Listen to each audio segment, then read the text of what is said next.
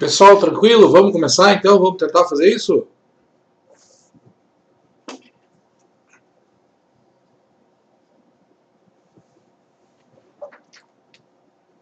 Estão conseguindo me ouvir?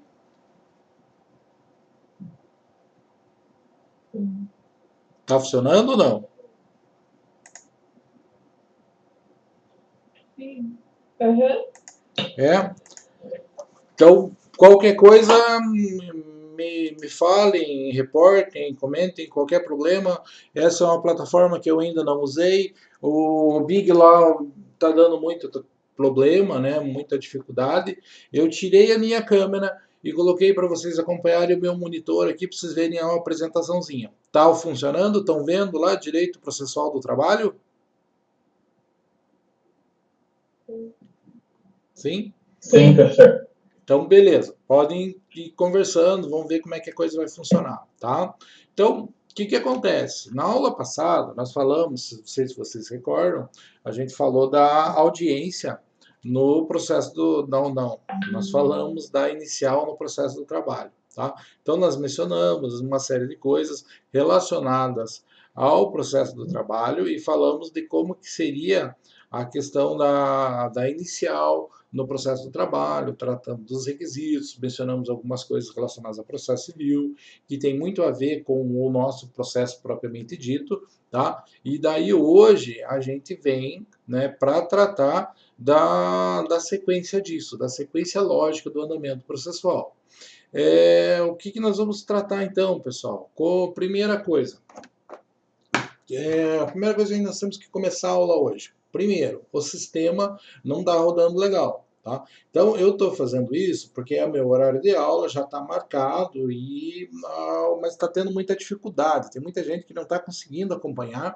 Eu, particularmente, achei que poderia ser um problema de conexão, mas eu tenho uma conexão boa aqui, a coisa está funcionando relativamente bem em outros sistemas e não deu certo. Então, eu dei a primeira aula e a professora Rosângela pediu para a gente parar de fazer aula ao vivo e fazer aula gravada. Mas como vocês estão na expectativa, como tem uma ferramenta diferente, e eu estou gravando esta aula que eu estou dando para vocês, então está ficando gravado, nós estamos fazendo as duas coisas. Eu vou baixar esse arquivo depois e vou disponibilizá-lo no YouTube, mas estou aqui conversando com vocês, me interfiram quantas vezes quiser, o que enriquece a aula é a participação de vocês. Tudo bem? Então, só porque a gente tinha a aula marcada, eu não vou fazer como a Rosângela pediu, de não dar aula online, pelo menos agora. Semana que vem a gente vê como é que as coisas vão ficar.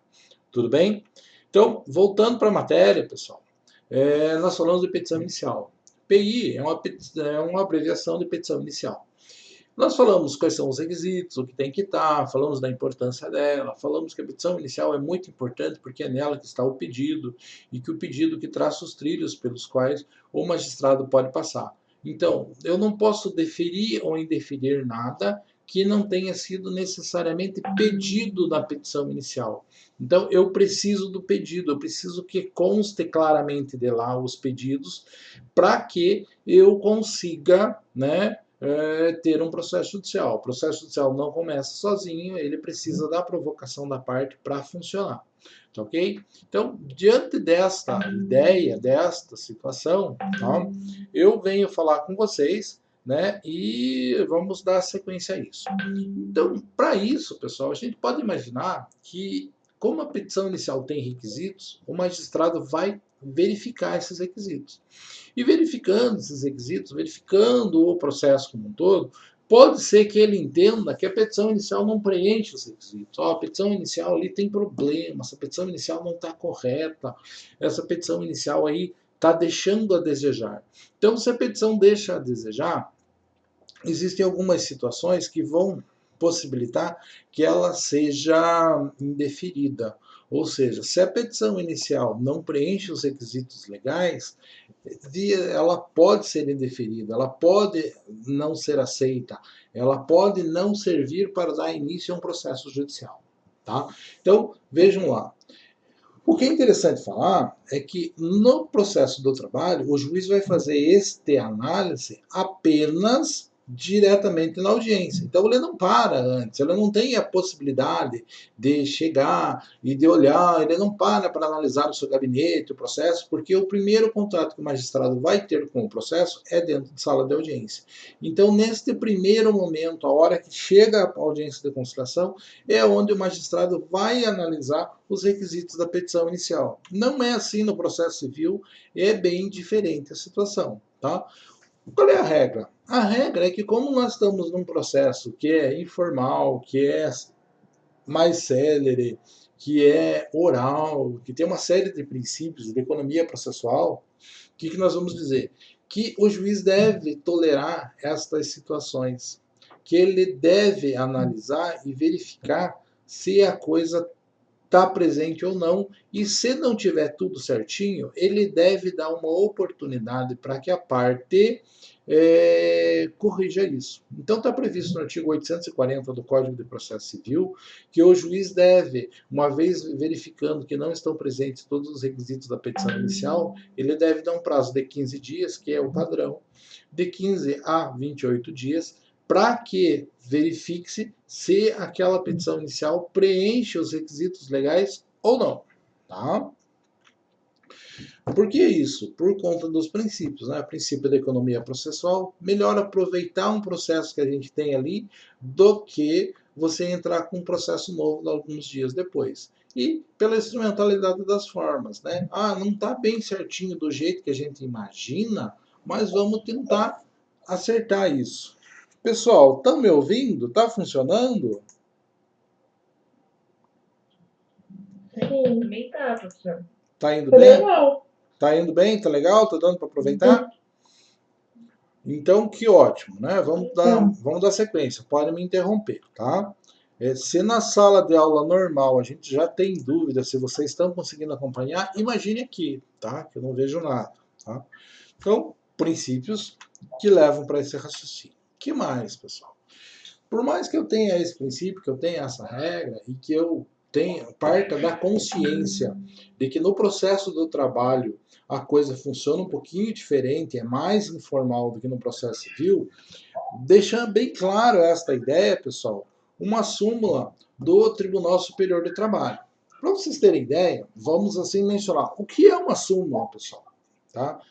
Vocês sabem o que é a jurisprudência?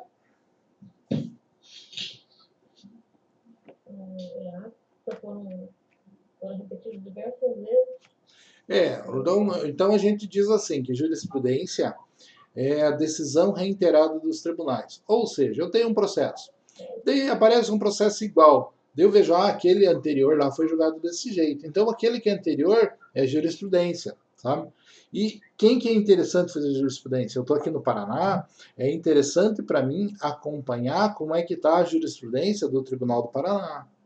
E é importante ver como é que está a jurisprudência lá em Brasília, como é que o STJ julga isso. Por quê? Porque os processos são semelhantes com relação ao direito. O direito é um só e ele acaba sendo aplicado para diversas pessoas diferentes. Tá? Então, é importante isso, a gente tem contato com isso, você vê esta situação. E quando você tem um processo que é igual ao meu, que foi julgado pelo tribunal, é muito interessante. O meu processo é igual àquele. Daí você pega uma cópia daquilo lá e traz para o juiz que vai julgar o teu processo ver ali. Olha, no meu processo, assim, o Tribunal do Paraná já julgou desse jeito. Então isso é um argumento muito forte para mostrar como é que deve ser interpretado o direito. Então por isso que a jurisprudência é importante. Por que eu estou falando isso de jurisprudência? Para vocês entenderem o que é súmula. Tá? Quando tem uma dúvida com relação à aplicação da lei, se reúne o pleno. O que é o pleno? São todos os desembargadores. Se for no Tribunal Superior, todos os ministros. Tá? E daí eles votam como é que vai ser julgado aquele processo. Se eles chegarem em maioria absoluta, pessoal, o que é a maioria absoluta? 2/3 dos julgadores, você tem como é que resolve aquele processo e você tem a criação de uma súmula. Se você não obtiver a maioria absoluta, você só obtiver 51%, tem um monte de gente que pensa diferente, daí você sabe como é que você julga aquele caso. Ou seja, súmula é como que o tribunal quer que aquilo seja interpretado. ok? É uma orientação. Quando chegar um processo deste jeito, a gente julga assim, tá? É desta forma que a gente deve interpretar, pessoal, a questão das súmulas. Elas servem para isso. Então, é muito importante o que o TST fala a respeito de qualquer coisa, porque é dele a última palavra, o último julgamento em ações trabalhistas. E ele diz assim, ele tem aqui, ó, petição inicial indeferida, instrução obrigatória deficiente. Tá? Só pode ser indeferida a petição inicial depois de ser dado 15 dias de prazo para a parte ir lá e corrigir a petição inicial. Senão, não. Ok? Senão, eu não posso fazer isso. Tudo bem? Entendemos? Então, é importante os requisitos da petição inicial? Ela vai ser indeferida? Sim. Mas depois de ser dado um prazo para a parte consertar, a parte não consertou, daí você parte para frente e extingue o processo. Outra coisa que vocês têm que ter em mente, pessoal, e que é meio confuso, talvez, nesse momento processual para vocês, principalmente porque eu estou falando apenas de processo de trabalho, isso aqui envolve diversos conceitos de processo civil, e por isso eu peço, sempre que tiver dúvida no que eu estou falando, me interrompam, tá? O que eu digo para vocês? Isso é uma questão que não está jogando o mérito da questão. Então, eu entrei com uma petição inicial, o juiz olha para lá, essa petição não preenche os requisitos, joga a petição no lixo e seguiu o processo. O que é importante saber? Não julgou o mérito e eu posso entrar com o processo de novo. Tudo bem? Então, indeferimento da petição inicial é quando a petição inicial não é aceita para dar início ao processo. Tranquilo? Pode acontecer diferente? Pode. Tá? Também pelo código, né? O indeferimento da petição inicial vai acontecer por quê, pessoal? Quando que vai acontecer? Não esquecendo o diferente. Porque ela é inepta. Inepta é a pior qualidade que uma petição inicial pode ter, pessoal. Um advogado, o maior xingamento que você pode proferir para um advogado é dizer: olha, sua petição inicial é inepta. A sua petição inicial não estará apta a dar o início a um processo válido.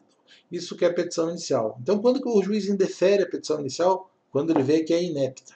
Inepta, se você for no dicionário, você vai ver que quer dizer assim, não apta.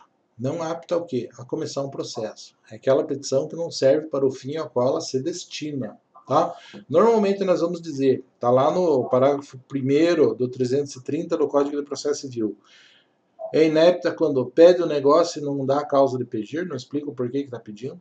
Conta uma história, conta uma causa de pedir e não faz um pedido.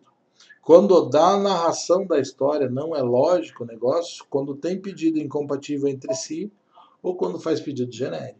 Então, nessas situações, tua petição não é apta e ela é inepta. Nesses casos, o que o juiz deve fazer? Tentar dar um prazo para o sujeito corrigir. Segunda possibilidade, parte manifestamente ilegítima. Tá? Eu já tive caso, por exemplo, eu faço muita defesa trabalhista, em que a empregada doméstica estava registrada em nome de uma pessoa que morava na casa e ela foi lá e entrou com uma ação contra outra pessoa que morava na casa. Imagina, estava registrada pelo marido e foi lá e entrou com uma ação contra a esposa, que era quem mandava.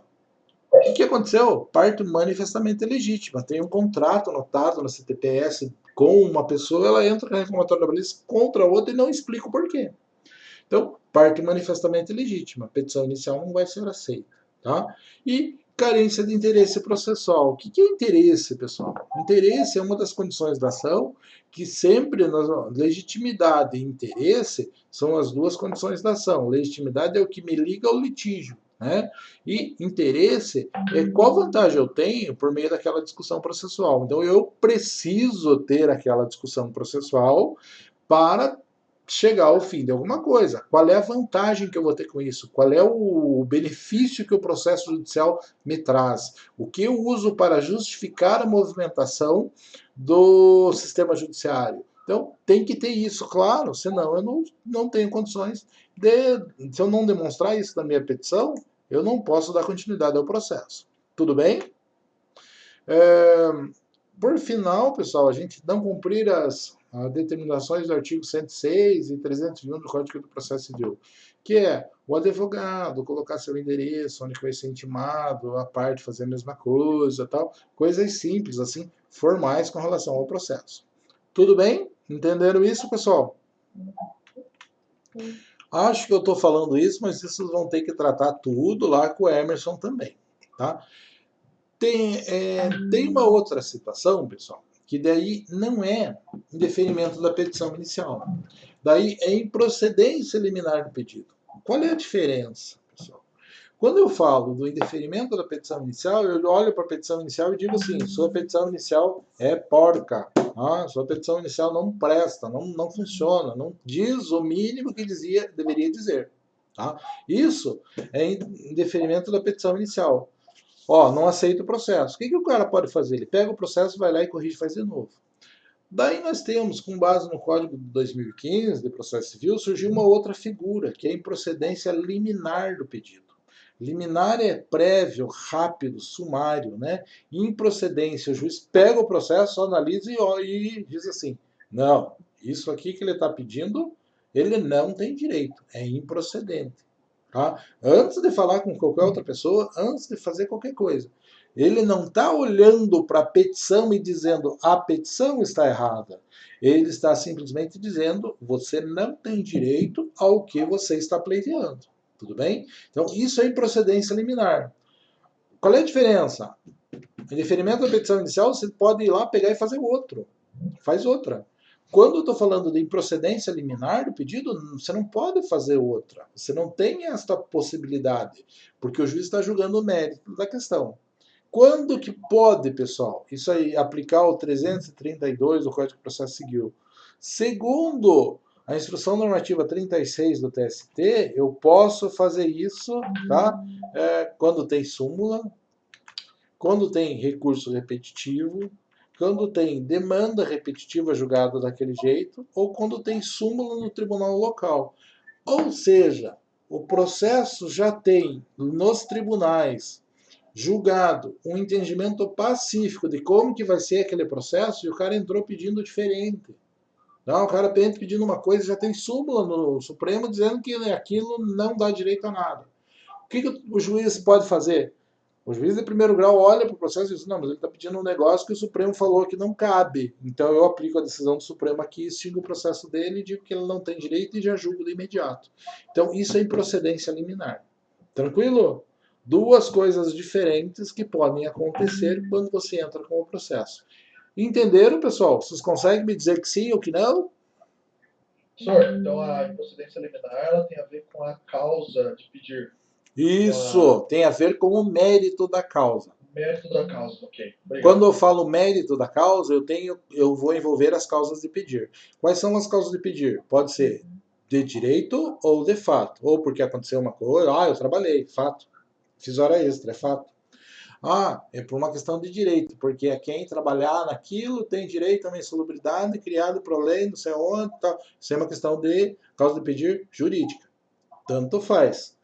Quando nós estamos falando de procedimento, entendeu? Mas isso aqui, em procedência liminar do pedido, o mérito está sendo julgado. Tá?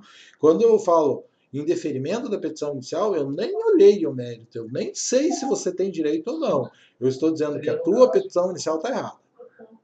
Tudo bem? Seria no caso, então, por exemplo, o autor fazer um pedido que ele não tem o direito de pedir aquilo que ele está pedindo na petição inicial. Sim, exatamente isso. Exatamente. Veja bem, né? Veja bem. Se ele não tem direito de pedir aquilo, ou na parte legítima, alguma coisa, beleza. Agora, a improcedência liminar, você já tem uma decisão e você usa aquela decisão que você já tem para dizer que não. E por o teu exemplo, assim, poderia dizer, eu entro pedindo um negócio que não é meu, eu sou parte legítima, isso é erro na petição, entendeu? A improcedência, dizer que o mérito não cabe, o juiz só pode dizer que ele não tem direito àquilo se já tiver várias decisões, se é o caso de súmula, recurso repetitivo. Não vou entrar no mérito de explicar o que é cada uma dessas coisas aqui, porque senão complico muito a vida de vocês.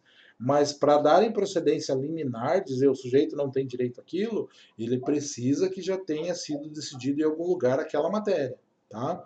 E para dizer que a petição está errada é porque os requisitos não estão presentes. Ponto. Tranquilo? Entendi, professor. Obrigado. Beleza.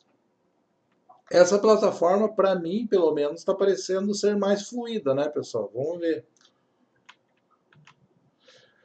Bom, agora a gente entra num tema que é o que eu realmente queria falar com vocês, que é a audiência. Tá? Então, a audiência é um negócio que vem do latim, né? E estão vendo a apresentação? Sim. Então tranquilo. Então, Sim, senhor, sim. vem do audientia, né? Do latim audiente, audiente, né? Que é escutar. Então, e audiência, para nós, audiência, você vê a TV falando em audiência, e realmente tem a ver com isso. Então, a audiência nada mais é um momento em que você vai ter acesso real, que você vai ouvir, que você vai fazer uso dos sentidos para ter contato com as partes, tá? Então, isso é audiência. Por que nós fazemos audiência e por que ela é muito importante no processo de trabalho? Por causa de princípios, né? Nela a gente concentra os atos processuais e então a gente tem o princípio da concentração dos atos processuais, princípio da oralidade, ou seja, que tudo que acontece no processo do trabalho é oral, é falado, né? E que tudo tem uma certa imediatidade. O que é essa imediatidade? Quer dizer que é imediato, que o juiz tem contato direto com a parte. Tá? Não é a parte fala para alguém que vai lá e daí isso vai falar para o juiz. Não. A justiça do trabalho é uma justiça que preza muito pela informalidade, pela sumariedade, pela rapidez, pela coisa ser mais simples, para que as pessoas realmente entendam e se sintam satisfeitas com o direito que está sendo aplicado. Por isso que tudo que é realizado no primeiro grau da Justiça do Trabalho é feito em audiência. E que a parte deve estar lá, e se a parte tiver alguma dúvida, deve olhar para o juiz e perguntar. Tá? Então é por isso que a gente tem a prevalência das audiências na Justiça do Trabalho. Eu tenho muito mais audiência na Justiça do Trabalho que nos outros meios de jurisdição, por conta dessa simplificação que existe, por conta dessa informalização, da possibilidade do sujeito chegar no balcão e ele reclamar e ele falar tudo. Se é possível a parte chegar no balcão e fazer uma petição inicial com o estagiário, né, é lógico que todos os atos que vão ser praticados possam ser feitos por aquela pessoa. De que forma? Oral. Só pode ser feito oral se for feito em audiência. Por isso, a audiência na Justiça do Trabalho ela é tão comum, ela é tão usual. Tranquilo? Só uma observação assim interessante. A audiência é um processo. Sessão são vários. Tá? Se por algum motivo são reunidos diversos processos em uma ocasião para julgar, daí nós temos uma sessão de julgamento. Normalmente quem faz sessão de julgamento é o tribunal. Tá? O tribunal lá se marca um dia e daí ele vai lendo processo, recurso, recurso. Então a gente chama de sessão quando você tem o julgamento de diversos processos. E você tem audiência quando você está falando de um processo específico. Tá? Faz muito sentido isso? É só para vocês conhecerem como é que o tribunal chama sessão e que a vara chama de audiência. Mas na prática, a vara faz diversas audiências, uma na sequência da outra, que não dá muito diferente não é muito diferente da sessão realizada pelo Tribunal de Justiça, pelo Tribunal do Trabalho e tal. Eu já cheguei a fazer assim, o meu recorde, que era um processo de encerramento de uma empresa, daí eles entraram todos com uma ação, porque a gente pediu e fez, foram 106 audiências diferentes no mesmo dia. Tranquilo? Então, foi uma sessão? Não, foram diversas audiências em sequência. Tranquilo?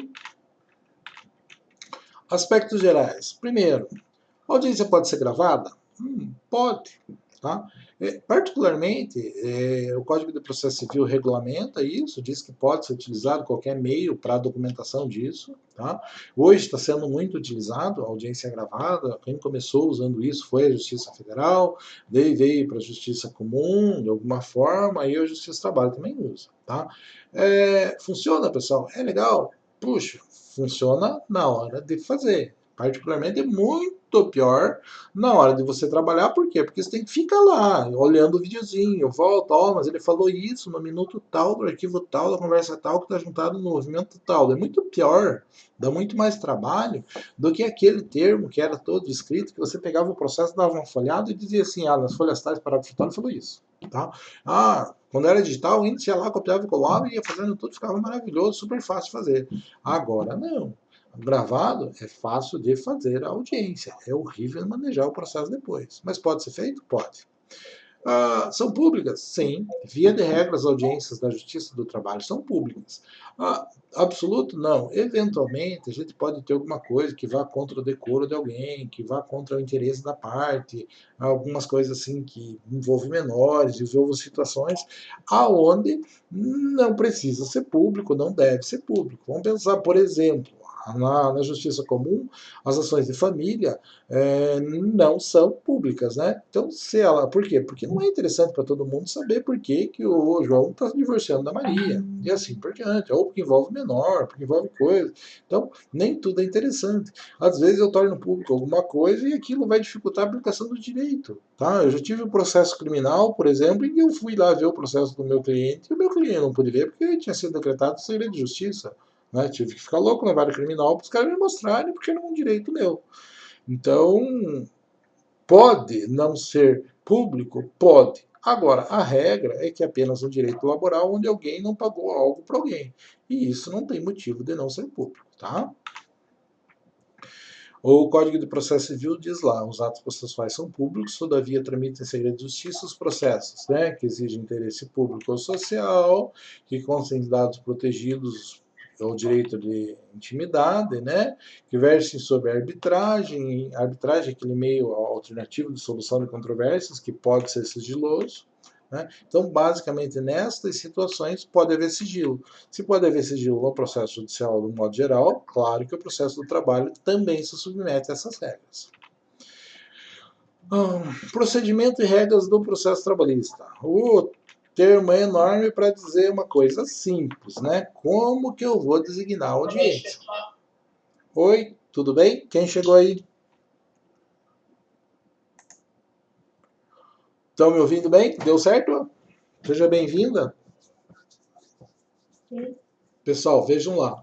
Procedimentos e regras da audiência do trabalho. É um baita de um palavrão simplesmente para dizer como que tem que ser um intervalo mínimo, pessoal. Quanto de tempo tem que ter no mínimo entre a notificação e a designação da audiência. Tá? Normalmente a pauta é grande, eu sou intimado aí com 2 meses para a realização de qualquer audiência. Mas pode ser que exista um lugar onde que a coisa flua rapidamente. Né? Então, às vezes pode ser isso. Às vezes tem um problema com o oficial de justiça, não conseguiu entregar um mandato, a audiência tem que ser cancelada, uma série de estava com dificuldade de encontrar o réu. Então, às vezes, a citação da parte contrária, do réu, para comparecer na audiência, é um pouco difícil. Tá? Às vezes demora para intimar, às vezes demora. Então, e para o sujeito ser notificado e comparecer à audiência, segundo o artigo 841 da CLT, tem que ter pelo menos 5 dias. Tá? Então eu tenho que sair a minha intimação, a minha citação, 5 dias antes da realização da audiência. Por quê? Porque senão não dá tempo de eu me programar e participar. Sempre é assim? Não. Tem algumas pessoas que têm mais tempo. Por exemplo, envolve o município, o estado ou a União, ou qualquer autarquia, ou fundação pública, 20 dias. Não pode ser mais 5. E se for coisa que envolva o Ministério Público, esse prazo mínimo entre a intimação do MP e a realização da audiência tem que ser de 10 dias. Tudo bem simples, pessoal. Sim, só uma questão de intervalo mesmo. Tá? Local, horário e duração. Aonde que vai acontecer? Via de regra, a audiência acontece na sede do juízo. Tá? Então, a audiência vai ser realizada na sede. Aonde que é a sede? Onde é o foro. Tá? Pode ser feito em um lugar diferente? Eventualmente pode. Teve um problema no foro, o juiz teve que ir para um outro lugar. Tá? Às vezes o juiz entende que tem que fazer mais próximo de alguma coisa. É um caso como esse que eu tive, imagine, foram mais de 100 audiências, na verdade, que a gente fez em 2 dias, eram 200 e poucos funcionários, a gente viu em 2 dias, o juiz marcou um monte de audiência. Ele não podia ter marcado com essas 200 pessoas dele ter ido lá na empresa e feito audiência lá, não era mais fácil? Sim. Então, ele podia fazer isso? Poderia. Faz? Muito difícil, pessoal. Vocês vão ver que para tirar o juiz do fórum, tirar ele do castelinho dele, onde ele está tudo preparado para atender ele, é muito difícil. Por quê? Porque é muito inseguro, né? O sujeito sai daquela estrutura, daqui a pouco ele está junto com as pessoas, tá? Uma coisa assim que pense na condição do juiz, né? Não é uma coisa fácil para ele manejar, para ele operar e fazer. Pode ser fora? Pode. Para isso, tem que ser avisado, com 24 horas de antecedência. Não é uma coisa fácil, é bem complicado. E a regra, então, é na sede do juízo. Eventualmente, o ato pode ser feito por meio de carta. O que é carta? Eu posso pedir a colaboração para qualquer outro órgão, né, da justiça para que realize um ato. Por exemplo, eu tenho uma ação em Ponta Grossa e o réu mora em Jaguareíva. O oficial de justiça não pode sair daqui de Ponta Grossa e ir até Jaguareíva para citar o cara. Então, o que eu faço? Eu mando uma carta pelo correio. Chega no correio, o parteiro diz que ele não mora mais lá. Foi puta merda, como é que eu vou fazer? Eu tenho que mandar o oficial de justiça. Se o oficial de justiça daqui não vai, eu mando uma carta precatória pedindo para que o juiz de Jaguareíva peça para que o oficial de justiça de Jaguareíva vá lá e cumpra o mandato, e daí, uma vez cumprido, devolve para o juiz daqui. Então, como é que funciona? Atos podem ser realizados fora da sede do juízo? Pode. Posso ouvir uma testemunha dessa forma? Pode. Mas daí eu peço a cooperação de outro juiz, é um outro mecanismo. A regra é que a audiência vai acontecer sempre na sede do juízo. Tranquilo? Horário, pessoal. O horário deve ser das 8 da manhã, tá? Às 18 horas. Pode prorrogar? Pode. Eu já tive audiência em que foi ouvido aí 5 testemunhas de cada lado, e daí vira aquele caos, e daí ninguém quer ir embora, porque tem que se livrar do abacaxi, a coisa tem que acabar de uma vez por todas. Então, estas situações, pessoal, eventualmente o negócio vai além das 18 horas, eventualmente prossegue mais que isso, tá? Mas a regra é essa. É comum, por exemplo, que o juiz faça audiência no período da manhã e que o pessoal vá lá e que a vara mesmo, atendimento ao público, comece às 12 horas. Que daí fica a manhã toda só fazendo audiência e que passa o dia todo fazendo audiência, mas que abre para atendimento ao público apenas às 12 horas. Isso é uma prática bastante comum, tá? Duração. Uma audiência não deve ter mais que 5 horas. Eventualmente pode demorar? Pode, pessoal. Nossa, já tive audiência que virou em diligência, audiência que tentaram fazer acordo. Então, às vezes a coisa demora muito mais que isso, tá? Não é agradável, né? Principalmente porque as audiências da Justiça do Trabalho elas são marcadas por um tempo bastante curto. Mas imagine, está marcado de 5 em 5 minutos a audiência. Entra na sala de audiência um processo daqueles cabeludão, assim, bem complicado, né? E daí as partes estão mais ou menos querendo fazer acordo. O juiz esquece do mundo e vai forçar aquelas partes a fazer acordo. Às vezes a gente fica ali 2 horas discutindo o conteúdo de um acordo e tinha aí a tarde toda audiências marcadas de 5 em 5 minutos. O que acontece? Todo mundo fica para fora esperando a audiência acontecer. E a audiência de acordo pode durar 5 horas, uma audiência para ouvir várias pessoas pode durar muito mais que isso, ok? Então, bem curiosa essas situações. Uma coisa interessante, pessoal, que eu falei para vocês, é a questão da publicidade. Tá? Tem um exemplo que eu gosto de mencionar, principalmente quando a gente vai falar de justiça do trabalho, que é a Justiça do Trabalho de Curitiba. Eu não tive processos na Justiça do Trabalho em São Paulo. Eu tive processos na Vara Civil, vários processos em São Paulo, no Tribunal de Justiça de São Paulo, mas eu não tive na Justiça de São Paulo, então eu não sei como é que são os fóruns lá, como é que funciona necessariamente a coisa lá. Mas eu sei que são por regiões, tal, uma série de coisas, mas eu nunca tive. Agora, Curitiba não é por região, pessoal. Curitiba tem um fórum trabalhista na Avenida Vicente Machado, que tem ali um monte de varas, e é o caos aquele fórum, é um mundo de gente lá todo dia. Né? Hoje não sei, após a reforma, como é que está a realidade daquilo. Mas imagine como que acontecia, como que acontecem as audiências lá, pessoal. Como é que acontecia antes da reforma, que tinha bastante. Imagine que você entra no andar, tem uma sala, que é o cartório, todas as coisas, e tem uma sala grande que é a sala de audiências. Tá? Sala de audiências tem aquela mesa reta de frente, assim, né? Um senta uma parte olhando para a outra. Daí o juiz, uma distância considerável, assim, na mesa dele, num patamar um pouco mais elevado, tá? Do lado dele o escrivão, ele com o computador, tudo certinho, fazendo as audiências. Detalhe, essa sala é bem grande, pessoal. E enquanto você está fazendo a sua audiência, todas as outras pessoas que estão esperando para fazer as próximas estão em volta em pé. Tá? Então você faz a sua audiência na Justiça do Trabalho em Curitiba como se você estivesse fazendo no meio da rua.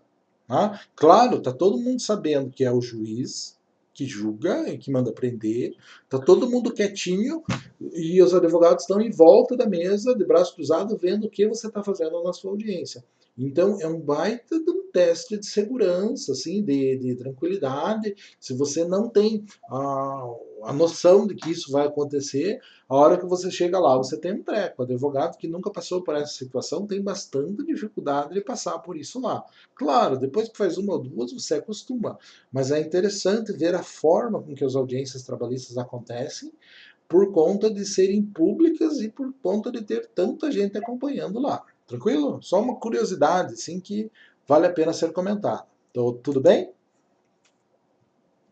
Uma observação, pessoal, nós falamos aqui com relação ao prazo, duração, horário, local, e daí eu coloco uma observação aqui, ó. Existe uma orientação jurisprudencial, né? E daí o TST se divide, né? Sessão de dissídios individuais né? Aqueles processos que são de uma pessoa contra um empregador, um por um, né? Dissídio, então, processo individual, tem duas, né? Sessão de dissídios individuais 1 e 2. Então, a orientação jurisprudencial número 245 da sessão de dissídios individuais primeira 1 do Tribunal Superior do Trabalho diz claramente, né? Não existe previsão legal para tolerância de atraso. Atrasou, atrasou. Tá? Então, se você chegou atrasado, vai depender muito da boa vontade do magistrado. Mas a tendência é que ninguém espere que você se ferre por conta disso. Tudo bem? Então, existe tolerância de atraso? Na prática, não, pessoal. Audiência una em segmento. Pessoal, diz a CLT, artigo 849, que toda audiência deve ser una, contínua, uma só. Então, o código não prevê a audiência fracionada. Tá? Mas pode ser? Pode. E quando tem o pode, daí você já sabe como é que fica, né? Vira aquela bagunça e daí os caras desmembram sempre que pode.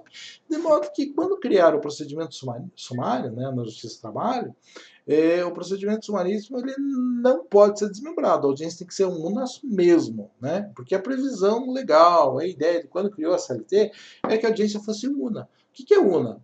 Na mesma audiência, tenta fazer o acordo, não deu para fazer o acordo, produz as provas e o juiz já dá a sentença. Esta que é a ideia da audiência una, unir todos os atos de instrução do processo. Mas tem no 849 essa coisa dizendo, pode ser desmembrada quando possibilitar. Daí o que acontece? Virou regra. Os juízes desmembram sempre. Tá? E comumente esta coisa que diz assim, ela é una, mas pode ser desmembrada, daí como é que se desmembra? Audiência inicial ou de conciliação? Então normalmente os caras marcam uma audiência só para ver, tem acordo ou não tem? Se não tem acordo, junta a resposta, junta a defesa. Beleza.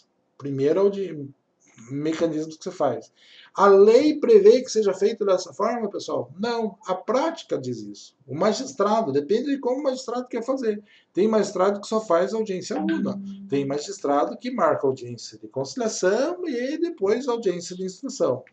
O que mais? Audiência de instrução é onde é chamado as partes para falar, onde é ouvido as testemunhas, onde é produzido as provas. Isso seria audiência de instrução no Justiça do Trabalho. O que é instrução, pessoal? Instruir um processo é dar instrumento, instrução, instrumento. O que é instrumento? Instrumento é ferramenta. Qual é a ferramenta do juiz? Como é que o juiz decide? Qual é a ferramenta que ele tem? São as provas. Tá? Quando o juiz vai decidir alguma coisa, ele tem que dizer, olha, isso aqui é desse jeito, e ele tem que explicar por conta disso, daquilo e daquele outro. Então, quando ele toma uma decisão, ele é obrigado pela Constituição a fundamentar a decisão que ele está tomando. Então, como que ele vai fundamentar a decisão que ele está tomando? Por conta das provas produzidas no processo. Então, a obrigação do juiz é julgar e explicar por que julgou. Para explicar o porquê que julgou, ele precisa de um instrumento. O instrumento para o juiz é prova. Então, nós falamos audiência de instrução, audiência de instruir o processo, audiência de criar provas no processo. É importante entender por que tem esse nome, porque daí a coisa fica bem mais clara. Tudo bem? Estão me compreendendo? Então, primeiro, divide-se a audiência em inicial, depois audiência de instrução, e daí vai ter uma audiência só para proferir a decisão. Por quê? Lembra que nós falamos lá no começo que na Justiça do Trabalho tudo acontece em audiência, princípio da oralidade, da informalidade? Então o juiz deveria fazer, por regra, essas três coisas de uma vez só. Tenta fazer o acordo, não deu, ouve todo mundo, faz as provas e daí já dá a decisão.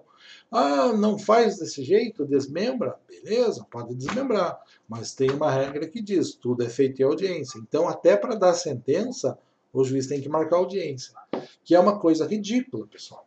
A audiência de julgamento, você pensa que o juiz vai marcar uma hora, né? O leigo pensa que o juiz vai marcar uma hora e que ele vai ditar a sentença para o escrivão. Não. Na audiência de julgamento, é o horário que vai sair alguém de dentro da secretaria e vai colar um negócio lá no edital, assim, que chama que é a sentença.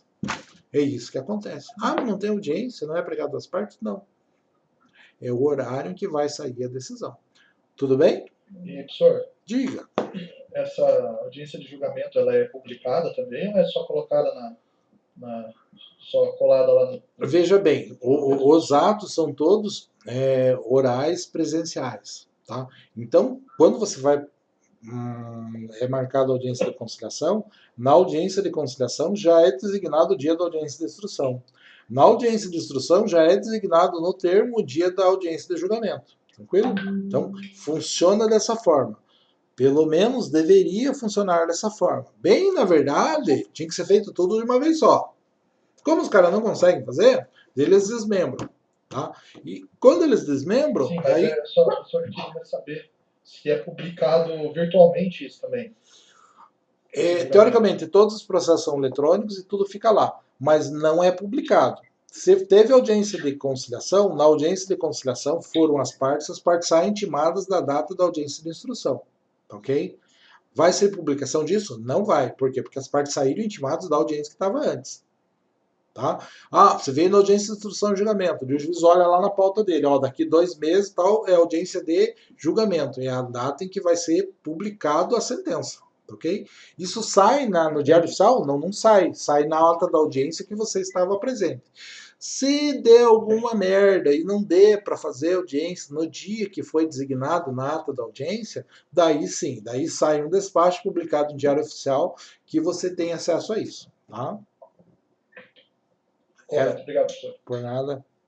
Então, é assim que funciona? Sim. Pessoal, tem que cuidar quando vai para algum lugar fazer audiência para saber como é que o juiz procede. Tá? Não é o caso da Justiça do Trabalho aqui em Ponta Grossa, mas aqui em Ponta Grossa tem 3 juizados, tá? Juizado Especial Civil. O primeiro, o segundo e o terceiro. Vou dizer para vocês, o primeiro e o terceiro fazem audiência de conciliação, não deu acordo, marca uma data para audiência de instrução, beleza? O segundo faz uma audiência só. Tá? Então você tem que ver aonde que vai o teu processo para ver como é que o juiz procede. Então, se aqui em Ponta Grossa, na mesma comarca, tem um juizado de um jeito e outro juizado de outro, você tem que tomar cuidado sempre aonde você está indo. Então, você vai pegar um processo, fazer uma defesa numa outra cidade, pega o telefone, liga para lá e pergunta, olha, a audiência é una ou não? Ou olha no processo muito bem certinho se você está sendo intimado para uma audiência inicial ou para uma audiência una.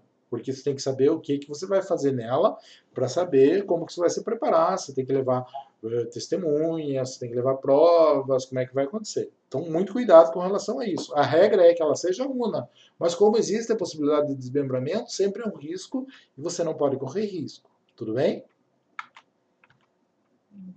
Procedimento, pessoal. Toda audiência. Ah, mas é uma audiência de instrução. Não interessa. Princípio da conciliação do justiça do trabalho, da informalidade, da celeridade, não outra coisa. Sentou na sala de audiência, o juiz vai tentar fazer acordo. E ele tem que fazer isso. Então, primeira coisa que acontece na sala de audiência, tenta fazer acordo. Segundo, não deu acordo? Ah, vamos partir para a instrução? Vai ouvir as partes. Segundo, daí depois vai partir para a produção de provas. Sempre que eu falo em ouvir as partes, tem uma ordem. Se eu tiver prova para ouvir, primeiro eu vou ouvir perito. Mas por que, pessoal, que eu vou ouvir perito? Porque perito é assim, né? Quando a gente chegar lá nas provas, eu vou falar para vocês, a prova pericial é quando eu preciso de conhecimento técnico numa área e o juiz não tem. Por exemplo, eu tenho uma ação envolvendo um erro médico. Quem que tem competência para dizer que o médico errou? Só outro médico. Concordam comigo? Ah, um problema numa máquina, um engenheiro mecânico. Ah, um problema na lavoura, um engenheiro agrônomo. Ah, tem que ser alguém que tenha conhecimento técnico naquela área. Então, se eu preciso, no meu processo, de alguém com conhecimento técnico, eu preciso de um perito. Então, e o perito é nomeado de acordo com a confiança do magistrado. O magistrado vai nomear aquela pessoa. Então, o perito não é uma pessoa que pende nem para o autor nem para o réu, ele é uma pessoa 100% imparcial. Se ele é 100% imparcial e tiver que ouvir ele na audiência, ele é a primeira pessoa. Por quê? Porque ele é imparcial. Tudo bem? Depois disso, vou ouvir. Primeira parte que é ouvida é o autor, porque ele que entrou com o pedido. Depois do autor, vou ouvir o réu. Sempre nessa ordem. Tá? Não muda a ordem. As provas, pessoal, vou ouvir testemunha? Primeiro eu vou ouvir as testemunhas do autor, depois vou ouvir as testemunhas do réu. Primeiro vou ouvir auxiliar técnico, caso do perito, do autor, depois auxiliar técnico do réu. Sempre nessa ordem, sempre funciona dessa forma. Mais à frente a gente vai falar sobre depoimento, testemunha, tal, depoimento pessoal da parte, e daí a gente fala um pouco mais sobre essas situações, tá? Mas a ordem sempre vai ser essa, tudo bem? Parte que não foi, pessoal. Eventualmente eu posso marcar uma audiência, tá? E a parte pode não ir. O que acontece nesse caso, pessoal? Então, tem duas situações distintas. Depende de quem não foi. Tá? Se simplesmente quem não foi o autor do processo, o processo é arquivado, é extinto e acabou. Tá? Se não foi o réu, eu digo o que acontece, a revelia. Então, o que é a revelia, pessoal? Revelia é assim, alguém entra com um processo contra mim, vai lá e conta uma história. Aquela história é mentira, tá? Do que eu tenho que fazer? Eu tenho que ir lá e dizer, olha, isso não aconteceu, é mentira dele, tá? Incumbe a mim, a minha defesa, a impugnar os fatos, falar que a história não está correta. Vamos trazer isso para dentro da Justiça do Trabalho para você entender. Meu empregado vai lá e entra com uma ação dizendo que ele fazia 3 horas extra por dia. É mentira isso, não é verdade, não dá nem tempo de fazer isso, nem fica aberta a loja nesse tempo. Tá? Mas ele falou, o que o réu tem que fazer? Ele tem que ir lá na defesa dele e dizer, olha, ele não fez isso. Ok? Negar os fatos. Se o sujeito não fala, não se defende, né? Acontece o que? A revelia. O que é a revelia? Quando o sujeito que devia responder não responde. Quando o réu devidamente citado deixa de manifestar-se. Isso é o conceito de revelia, pessoal. Quando acontece revelia, que nós pegamos o conceito, eu digo que os fatos alegados reputam ser verdadeiros. Ou seja, lembra que tem causa de pedir fática jurídica? Tudo que está na causa de pedir fática, ele não tem que provar mais, é verdadeiro. O juiz ainda vai ver se aquilo gera direito a mesma alguma coisa ou não, mas o fato é verdadeiro. Pegando o exemplo da hora extra, se ele pede hora extra e eu não me defendo, deixo correr a revelia o processo, automaticamente é como se eu, em cala consente, o Edi foi revel, então é verdade que ele trabalhava 3 horas por dia, tá? Então, se o réu não vai, acontece a revelia. Reputa ser verdadeiro toda a história que o autor contou. Agora, se é o autor que não vai, pessoal, a história é diferente, simplesmente arquiva o processo, tá? não provou, no processo não vai para frente, eu tenho a extinção do processo sem julgamento de mérito. Ele pode fazer isso por 3 vezes. Tá? Pode ir uma vez? Pode. Não foi? Beleza. Vai lá, entra com o processo de novo. Pode fazer isso? Pode. Pode fazer uma terceira vez? Pode. Se a quarta pode? Não pode. Tá? Quando ele dá causa de extinção do processo por 3 vezes, né? E porque ele deu causa a isso, né? Nesta situação nós dizemos que acontece uma figura chamada perempção. Por meio da perempção é impossível de propor a quarta vez. Tá? A Justiça do Trabalho tem um negócio bem claro aqui no 789, tá, pessoal da CLT, que diz assim: quando o cara faz com que o processo seja extinto, porque ele não vai lá, o 789 diz assim: para ele poder propor o processo de novo, ele precisa pagar as custas do processo. Ah, isso funciona? Pessoal, funciona, a regra diz isso. Mas se o sujeito vai lá e peticiona para o juiz dizendo assim: olha, eu não posso, estou com problema, não tenho dinheiro, conta uma história triste, o juiz dispensa ele mesmo assim de fazer. Tá? Então, a lei diz isso, mas a lei, a Justiça do Trabalho está aí para proteger o trabalhador. Então, se ele justifica que ele não pode, é bastante